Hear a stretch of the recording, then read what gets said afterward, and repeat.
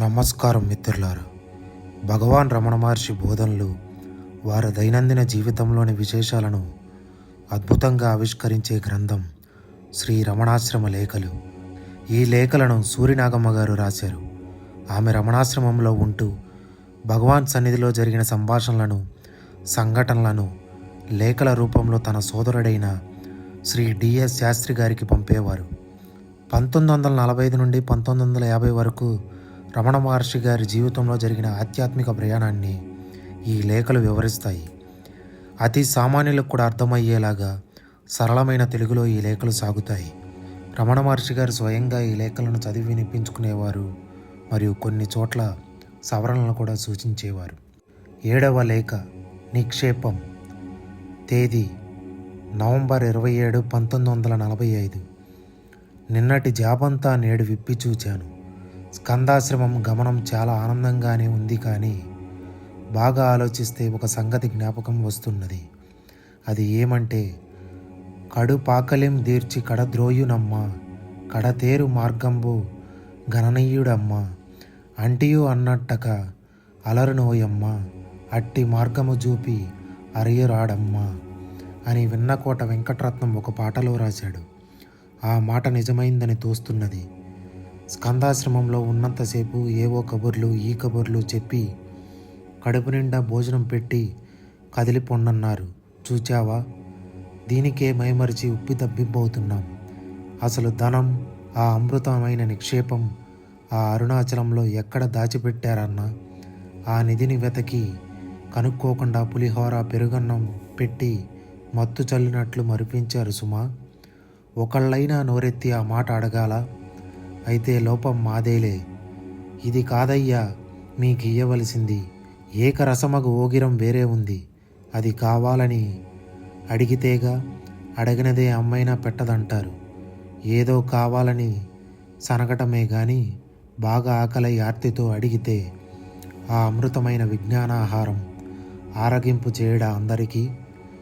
కరుణాపూర్ణ సుధాబ్ది కదా, అడగడం చేతకాలా నాకు. వారిదేం పోయింది? సొంత ఇంట్లోలాగా అరుణాచలంలో తమ నిక్షేపం గుప్తంగా దాచుకున్నారు. ఎంత చిత్రం అనుకున్నావు మహాత్ముల లీలలు. సదా కిటికీలలో నుండి చూచుకుంటూనే ఉంటారు నిక్షేపాన్ని. కనురెప్పపాటు కాలమైనా మరువరు సుమా. నాలాంటి వాళ్ళకి ఆ నిక్షేపాన్ని కనిపెట్టుట సాధ్యమా? అర్హత సంపాదించుకుంటే ఎప్పటికైనా వారే ఇస్తారేమో. అదే సంపాదించాలి మనం. పాత్ర మెరిగి దానం, క్షేత్ర మెరిగి విత్తనం అన్నారు పెద్దలు. ఇలాంటి మహాదాత గురువుగా లభించి కూడా ఆ నిక్షేపాన్ని పొందలేకుండా ఉన్నాం. ఎందువల్ల? అర్హత సంపాదించనందువల్ల. ఏమంటావు? నిజమేనా? 8వ లేఖ. ఆత్మస్వరూపుని సేవ, ఆత్మసేవ. తేదీ నవంబర్ 28, 1945. గత సెప్టెంబరు, అక్టోబరు ఆ ప్రాంతాల భగవానులకు కాళ్ల నొప్పులు అధికంగా ఉండడం వల్ల తైలం రుద్ది కాళ్ళు ఒత్తేవారు సేవకులు. మిగతా చొరవగల భక్తులంతా అరగంట చొప్పున వంతులు పడి కాళ్ళు ఒత్తడం ప్రారంభించి సమయాత్రిక్రమణ ప్రారంభించారు. సేవకులు సైతం రండి పోండి అనే తప్ప రాపు అని పిలుచుటకే ఒప్పని భగవాన్ ఇందుకు సహించగలరా? ఖండించి వలదనుట వారి పని కాదు. అందువల్ల చలోక్తిగా, మీరంతా కాస్త ఆగండయ్యా, నేను కాసేపు ఈ కాళ్ళు ఒత్తుతాను, నాకు మాత్రం ఆ పుణ్యం కొంచెం రావద్దు అని వారి చేతులు తొలగించి తామే కాళ్ళు ఒత్తుకోవటం ప్రారంభించారు. నాకు చాలా విచిత్రంగా ఉండటమే కాకుండా ఏ నరాల్లోనైనా శ్రీవారి పాదాలంటి నమస్కరిద్దామన్న కోరిక ఉంటే దీంతో పూర్తిగా నశించిపోయింది. శ్రీవారి మాటలే చిత్రంగా ఉంటవి. ఆ పుణ్యం కొంచెం వారికి కావాలట. రవంత సూక్ష్మత గల వారికి ఇంతకంటే హెచ్చరిక ఏం కావాలి? ఆ రోజుల్లోనే ఇక్కడే నివాసంగా ఉంటున్న రిటైర్డ్ జడ్జి, పండిన వృద్ధు ప్రతాపరాయి దేశాయి అనేవారు భగవానుని సమీపించి, స్వామి, నాకు కూడా గురుపాద సేవలో భాగమివ్వాలన్నారు. ఓహో, సరిసరి, ఆత్మవై గురుహు అన్నారు. ఆత్మసేవ చేసుకుంటే గురుసేవ చేసినట్లే. 70 ఏళ్ళు దాటినవి. మీరా నాకు సేవ చేసేది? చాలు చాలు, ఇకనైనా ఆత్మసేవ చేసుకోండి.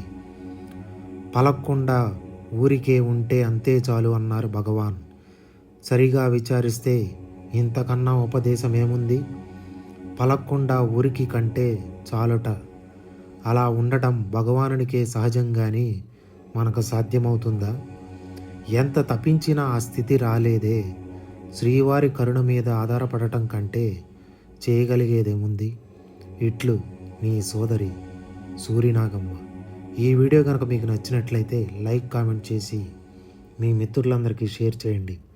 అలాగే రమణ మహర్షి గారి బోధనలు వాటి అర్థాల కోసం మన శ్రీ రమణ మార్గం ఛానల్ సబ్స్క్రైబ్ చేసుకుని పక్కనే ఉన్న గంట సింబల్ నొక్కడం మర్చిపోకండి. ఓం నమో భగవతే శ్రీ రమణాయ. హర హర మహాదేవ శంభో శంకర. ధన్యవాదములు. శుభదినము.